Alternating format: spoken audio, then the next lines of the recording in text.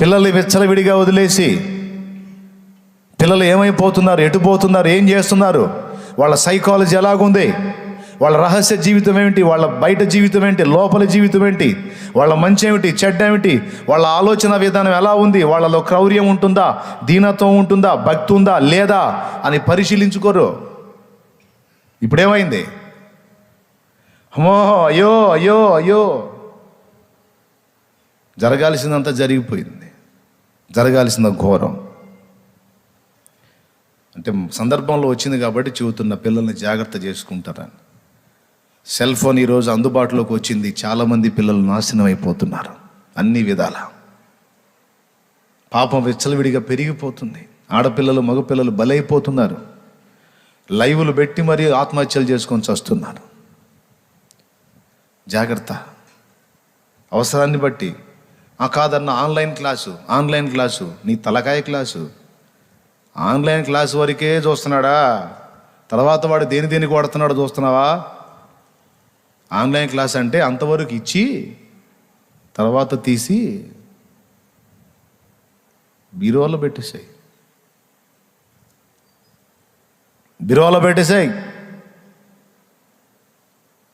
నువ్వు ఏదైనా బయటికి వెళ్తావు, బిడ్డ దగ్గర ఫోన్ ఉండాలంటే ఇది మామూలుది ఉంటుంది కదా, దాని పేరేమంటారు, కీప్యాడ్ ఫోన్ ఉంటుంది కదా, అదివో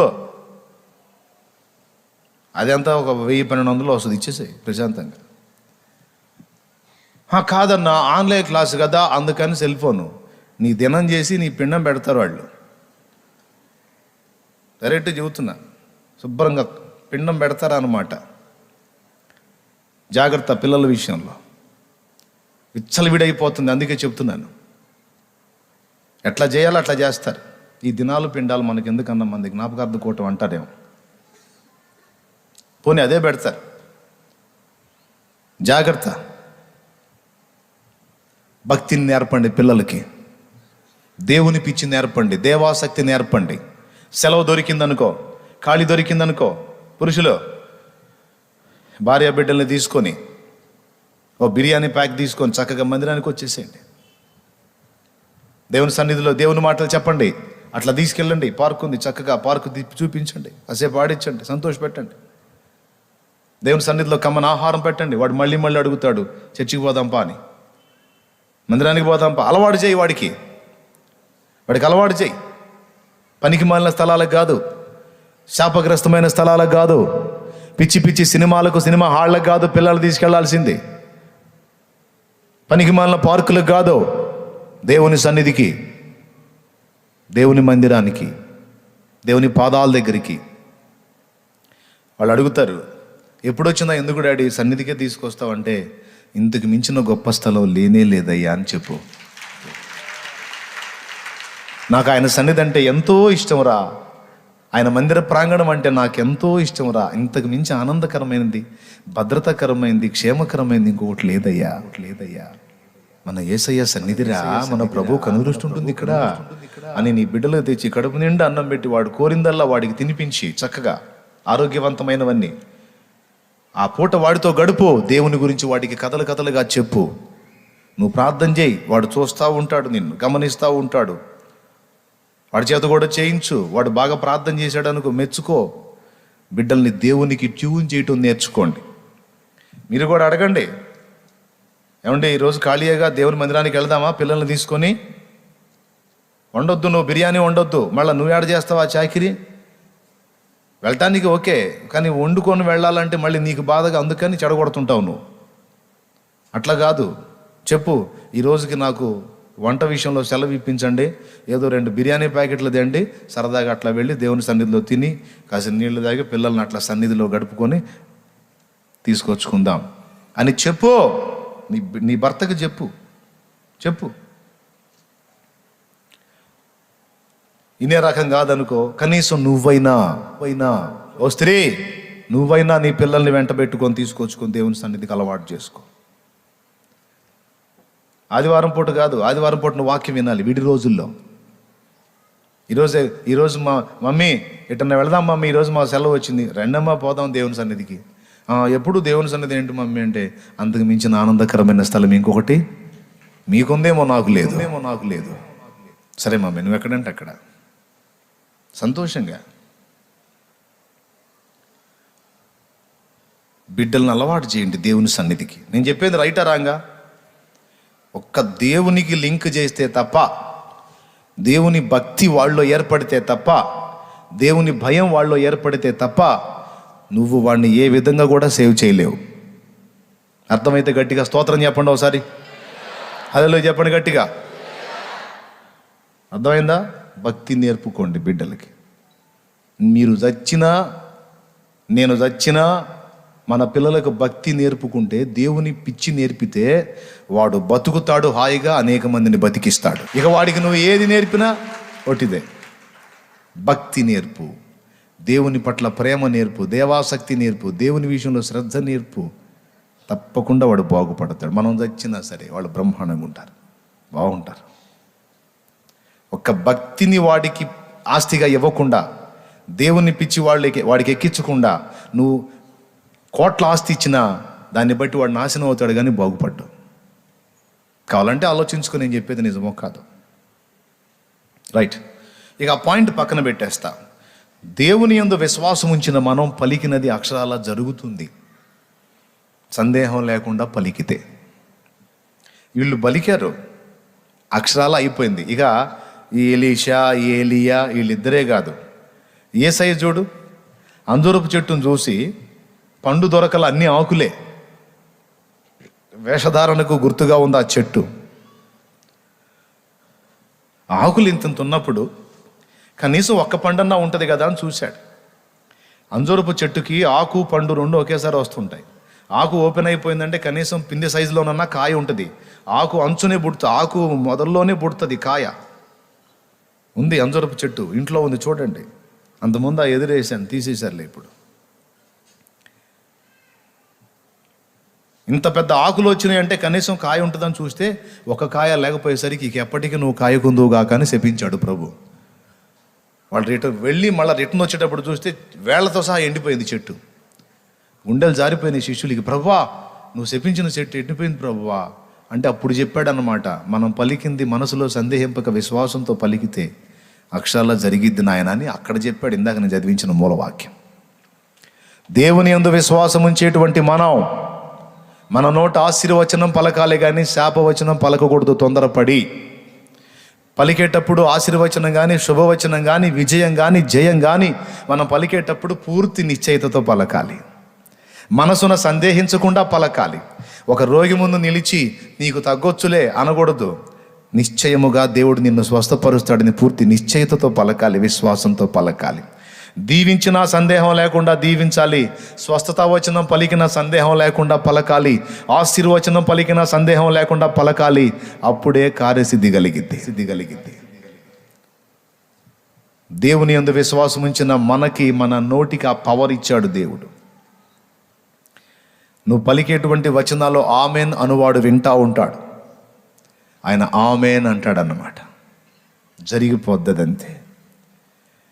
కాబట్టి నేను పలికిన మాట నెరవేరిద్దా లేదా, నెరవేరుద్దో లేదో అని సందేహించిన వాడి మాట నెరవేరదు. కానీ పలికిన వాడు తన మనసున సందేహింపక దేవుని యందు విశ్వాసమును బట్టి పూర్తి నిశ్చయితతో పలికితే అక్షరాల జరిగి తీరిద్ది. హల్లెలూయా, హల్లెలూయా. నంబర్ 1. నంబర్ 2, నేను ప్రార్థన చేశాను, అసలు ఈ ప్రార్థన దేవుని దగ్గరకు చేరిందా లేదా, దేవుడు విన్నాడా లేదా అని కొంతమందికి సందేహం. ఇది రెండవది. నా ప్రార్థన దేవుని దగ్గరకు చేరిందో లేదో, మళ్ళీ ఇప్పుడు చేరిందో లేదో అనే ఆలోచన వచ్చినప్పుడు అసలు ఎందుకు చేశావు, ప్రార్థన చేశావు, మళ్ళీ దేవుని దగ్గరకు చేరిందో లేదో నాకు అర్థం కాలేదు. ఎట్లా తెలిసింది చేరిందో లేదో అంటే సింపుల్. రెండో పాయింట్ చెప్తున్నాను. ప్రార్థన దేవుడు విన్నాడా లేదా, దేవుని దగ్గరకు చేరిందా లేదా అనేది నిర్ధారణ కావాలంటే ప్రార్థన చేసేటప్పుడు నువ్వు ఒక పని చేసి ఆ తర్వాత ప్రార్థన చేయి. అప్పుడు నీకు ఏ డౌటు ఉండదు. ఏంటంటే ప్రార్థన చేసేటప్పుడు నీ శరీర జీవితంలో, ఆత్మీయ జీవితంలో తెలిసి తెలియక జరిగిన తప్పిదాలు, లోపాలు, పొరపాట్లు, దోషాలు ఏవైతే ఉన్నాయో వాటిని ఒప్పుకొని మారు మనసు పొంది ప్రార్థన చేయండి. ప్రభువా, ఇదిగో నేను ప్రార్థనకు వస్తున్నాను, మోకాళ్ళు ఉనుతున్నాను ప్రభువా. ఇదిగో నా నోటి మాటల్లో కానీ, నా క్రియల్లో కానీ, నా చూపుల్లో కానీ, నా తలంపుల్లో కానీ, నా ఆలోచనలో కానీ, నా ప్రవర్తనలో కానీ, తెలిసి కానీ తెలియక కానీ నేను చేసిన సమస్త దోషములు దయచేసి క్షమించి శుద్ధీకరించు. ఒప్పుకుంటున్నానయ్యా, నేను మంచోడిని, మంచిదానని నీ ముందు చెప్పలేను. ఎన్నో కొన్ని లోపాలు ఉన్నాయి నా దగ్గర, ఉండొచ్చు. అన్ని విషయాల్లో నీకు నమ్మకంగా ఉండలేకపోయాను, కొన్ని విషయాల్లో నమ్మకం తప్పాను ప్రభువా, నన్ను క్షమించయ్యా, నా దోషాలు పరిహరించయ్యా, నా ప్రార్థన వినయ్యా అని ఒప్పుకొని ప్రార్థన చేయి. ఖచ్చితంగా దేవుని దగ్గరికి అది చేరిద్ది. ప్రార్థనను అడ్డగించేది ఏమిటి అంటే మన దోషము లేని యెషయా గ్రంథము 59వ అధ్యాయం 1వ వచనం చెప్పింది. స్పష్టంగా చెప్తున్నాను, 2 అయిపోయినాయి, ఇంకా 2 టైం కూడా నేను ఇక ముగించబోతున్నాను. సంతోషంగా దేవుని స్తోత్రం చెప్తారా? గట్టిగా చెప్పండి. ఎందుకు తొందరగా ముగించబోతున్నాననే కానీ రక్షింపనేరకయుండునట్లు యెహోవా హస్తము కురుచ కాలేదు, విననేరకయుండునట్లు ఆయన చెవులు మందము కాలేదు. మీ దోషములు మీకును మీ దేవునికి అడ్డముగా వచ్చెను, మీ పాపములు ఆయన ముఖమును మీకు మరుగుపరచెను గనుక ఆయన ఆలకింపుకున్నాడు. మళ్ళీ చదువమ్మా, ఒకసారి వినండి. రక్షింపనేరకయుండునట్లు ఆయన హస్తము కురుచ కాలేదు, విననేరకయుండునట్లు ఆయన చెవులు మందము కాలేదు. మీ దోషములు మీకును మీ దేవునికి అడ్డుముగా వచ్చెను, మీ పాపములు ఆయన ముఖమును మీకు మరుగుపరచెను గనుక ఆయన ఆలకింపుకున్నాడు. అది సంగతి. దేవుడు మన ప్రార్థన ఆలకించకుండా అడ్డుపడేది ఏమిటయ్యా? నీ దోషములు మీ పాపములే అన్నాడు. 1 యోహాను పత్రిక 1వ అధ్యాయంలో మన పాపములను మనం ఒప్పుకునిన ఎడల 8వ వచనం అనుకుంటాను, చదువు తల్లి ఒక్కసారి. యోహాను రాసిన 1వ పత్రిక 1వ అధ్యాయం 9 చదువు. మన పాపములను మనము ఒప్పుకుని ఎడల ఆయన నమ్మదగిన వాడును నీతిమంతుడును గనుక ఆయన మన పాపములను క్షమించి సమస్త దుర్నీతి నుండి మనలను పవిత్రులుగా చేయును. అది లెక్క. ప్రార్థన చేసేటప్పుడు ఈ ఒక్క పని చేయండి. దోషాలు, పాపాలు, లోపాలు, పొరపాట్లు ఏవైనా నీ ఆత్మీయ జీవితంలో పొడసూపితే, కలిగి ఉన్నాయని నీకు అనిపిస్తే తప్పనిసరిగా వాటిని ఒప్పుకొని క్షమాపణ కోరి ఇక అప్పుడు ప్రార్థన చేయి. ఇక డౌట్ లేదు. ఇక ప్రార్థన దేవునికి వినబడిందా లేదా, దేవుడు విన్నాడా లేదా అన్న సందేహం నీకొద్దు. వినే విషయంలో ఇక డౌట్ వద్దు. ఎందుకంటే ఆయనకు చెవులకు మందం లేదు, ఆయన చెవులు చెవిటివి కాదన్నాడు. కళ్ళిచ్చిన వాడు కానకుండునా, చెవులిచ్చిన వాడు వినకుండునా. మానవుడికి కళ్ళిచ్చింది ఎవరు? చెవులిచ్చింది ఎవరు వినటానికి? మరి మనకు చెవులిచ్చినోడికి చెవుడు ఉందా? మనకు కళ్ళిచ్చినోడికి అంధత్వం ఉందా? ఆయన చూసేది నిజం, వినేది నిజం కనుక నీ ప్రార్థన ఆయన దగ్గరకు చేరింది అనే దాని విషయంలో సందేహం లేకుండా నీకు ఉండాలి అంటే మొట్టమొదట దోషములు ఒప్పుకొని, పాపములు ఒప్పుకొని ప్రార్థన చేయి. అప్పుడు ఇక డౌట్ పెట్టుకోవద్దు. డౌట్ ఏదన్నా ఉంది, సందేహం ఏదన్నా ఉందంటే ఇదే. నువ్వు ఒప్పుకొని చేసావు కనుక ఏది నీ లోపాలు, పొరపాట్లు, ఇక డౌట్ లేకుండా దేవుని దగ్గరకు చేరింది అని నమ్ము. ఆయన దగ్గర నుంచి ఏ సిగ్నల్స్ కోరవద్దు. ఇదిగో నీ ప్రార్థన నేను విన్నాను అని ఆయన సపోర్ట్ చేయాలనుకొని చూడొద్దు. నీ ప్రార్థన నేను విన్నాను అని ఆయన చెప్పాలని ఆశించొద్దు. నీ ప్రార్థన నేను విన్నాను అని చెప్పాలని కోరుకోవద్దు. విన్నాడు అంతే. మరి జవాబు సంగతి ఏంటి? నువ్వు అడిగింది వాక్య సమ్మతమైందైతే, యుక్తమైందైతే, న్యాయమైందైతే అడిగేటప్పుడే నీకు తెలుసు ఇది న్యాయమే ప్రభువా, ఇది యుక్తమే ప్రభువా అని కూడా నువ్వు చెప్పొచ్చు. నువ్వు అడిగింది న్యాయమైతే, ఇది యుక్తమైందైతే తప్పకుండా అది శాంక్షన్ అవుతుంది, ఇచ్చేస్తాడంతే. దేవునికి స్తోత్రం కలుగును గాక. అయితే దేవుని దగ్గరకు చేరింది, దేవుడు నాకు జవాబు ఇస్తాడు, సందేహము లేదు అని నిశ్చయంగా ఉండాలి. ఫస్ట్ ఏం చెప్పాను? సిగ్నల్స్ కోరొద్దు. దోషాలు ఒప్పుకొని నువ్వు అడగాల్సిన విజ్ఞాపనలు అడుగు. దేవుడు విన్నాడని నమ్ము, డౌట్ పెట్టుకోవాకు. ఇక జవాబుల విషయంలో కూడా నేను అడిగినవి న్యాయమైనవి నిశ్చయముగా దేవుడు జవాబిస్తాడు. నీకంతే, పూర్తిగా ప్రశాంతంగా ఉండు. ఇప్పుడు ఒక దైవజనుడు ఉన్నాడండి. ఫలానా రోజుకి ఆయన ఆ ఊరిలో వాక్యం చెప్పాలి. ఇది దేవుడే ఆయనతో మాట్లాడాడు. ఆయన బయలుదేరాడు. తీరా ఓడెక్కిన తర్వాత ఓడ నాయకుడు ఏమన్నాడో తెలుసా? రేపు సాయంత్రానికి నేను అక్కడ ఉండాలని ఈయన చెబితే 3 రోజులు సాయంత్రానికి పోయినా పోయినట్టే అన్నాడు. ఎందుకు అంటే, చూడు, సముద్రం మీద మంచు విపరీతంగా పేరుకుపోయి ఉంది. దారి అర్థం కావటం లేదు, ఎటు పోవాలో అర్థం కాకుండా పోతే ఎక్కడన్నా రాతి తిన్నెలు తగిలినాయి అంటే మనం పోతాం. అందుకే చూసుకుంటూ జాగ్రత్తగా పోవాలంటే కనీసం 3 దినాలు పట్టుద్ది అన్నాడు. లేదయ్యా, నేను రేపు సాయంత్రానికల్లా అక్కడ ఉండాలన్నాడు ఈయన. ఏమిటి సార్ మీరు, నాకేమన్నా అద్భుత శక్తులు ఉన్నాయా? మిమ్మల్ని గాల్లో తీసుకెళ్ళటానికి నీళ్ళ మీద పోవాలి, ఈ మంచు అడ్డుపడి, మరి నేనేం చేయాలి? అప్పుడు ఆయన అన్నాడు, నువ్వు ప్రార్థన చేస్తావా అన్నాడు. నేను క్రైస్తవుడినే అన్నాడు ఓడ నాయకుడు. సరే దా, ప్రార్థన చేద్దాం దా అని ఆయన గదిలోకి తీసుకెళ్ళాడు. ఓడలోనే గదిలోకి తీసుకెళ్ళి ఇద్దరు మోకాళ్ళు వేశారు. ఫస్ట్ దైవజనుడే ప్రార్థన చేశాడు. ఆయన ఏకీభవించాడు. అయిపోయింది. ఈయన ఆమెన అన్నాడు. అన్న తర్వాత మరి ఏం చేసినప్పుడు ఆయన కూడా చేయాలిగా. ఆయన చేయబోతున్నాడు. ఈయన అన్నాడు, నువ్వు అవసరం లేదన్నాడు. నువ్వు చేయవసరం లేదన్నాడు. అదేంటి సార్, మీరు చేశారుగా, నేను కూడా చేయాలి కంటే అవసరం లేదు, వెళ్ళి చూడుపో అన్నాడు. నా ప్రార్థన దేవునికి వినబడిందని నాకు తెలుసు, నువ్వు పోయి చూడుపో అన్నాడు. పోయి చూస్తే ఓపెన్ అయిపోయి ఉంది సముద్రం మీద. ఆ మంచంతా డివైడ్ అయిపోయి దారి కనపడుతుంది నీట్గా. ఇది అబద్ధం కాదు, నిజంగా జరిగిన సంఘటన. దేవునికి గట్టిగా స్తోత్రం చెప్తారా?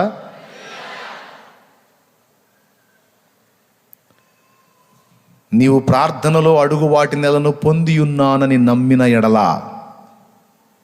నిశ్చయముగా అవి నీకు కలుగును. మొన్న చెప్పా, ఒట్టిగా నమ్మటం కాదు, విశ్వాస నేత్రాలతో చూడాలి కూడా. నువ్వు నీ కన్నుల ముందు ఆ కార్యమును దేవుడు నెరవేర్చినట్లు నీవు చూడాలి. ఇప్పుడు వెనక్కి చూడండి, నా వెనక చూడండి, ఏం కనపడుతుంది? విశ్వాసంతో చూడండి, ఏం కనపడుతుంది? ఏం విశ్వాసంతో చూసాం, ఏం కనపడుతుందయ్యా? వెనక పక్క బ్యాక్గ్రౌండ్ కనపడుతుంది అంటారు కదా మీరు. చూడండి సరిగా, ఏం కనపడుతుంది? ఈ బలిపీఠం ఇక్కడే కనపడుతుందా మీకు? 1 ఎకరం వెనక్కి కనపడలేదా? చూడండి, విశ్వాసంతో చూడండి, ఎంతమందికి కనపడుతుంది?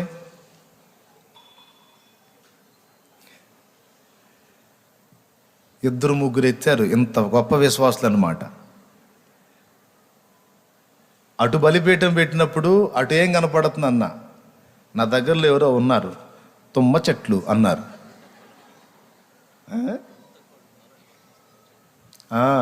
ఇటు పక్క మనుషులు ఉన్నారు, అటు పక్క పొలాలు, అవి కూడా బీడుపడి తుమ్మ చెట్లు మొలిచి ఉన్నాయి. ఇటు ఏం కనపడుతుంది మీకన్నా? తుమ్మ చెట్లు అన్నారు. ఇది ఇప్పుడు మామూలు కళ్ళతో చూశారు. ఇప్పుడు విశ్వాస నేత్రాలతో చూడండి అన్న. ఇప్పుడేం కనపడుతుంది అన్న? విశ్వాస నేత్రాలతో అయితే మందిరం కనపడుతుంది అన్నారు. ఆమేన్ అన్న. అదిగో మందిరం. హల్లెలూయా. అంటే ఎగ్జాంపుల్ కోసం చెప్తున్నాను నేను మీకు. నిశ్చయత అంటే ఎలా ఉండాలో చెప్తున్నాను నేను. తెలుసా మీకు? చూడండి, ఇప్పుడు చూడండి, అటు పక్క ఏం కనపడుతుంది మీకు? అటు మీకు దండం పెడతాడు, చూడండి,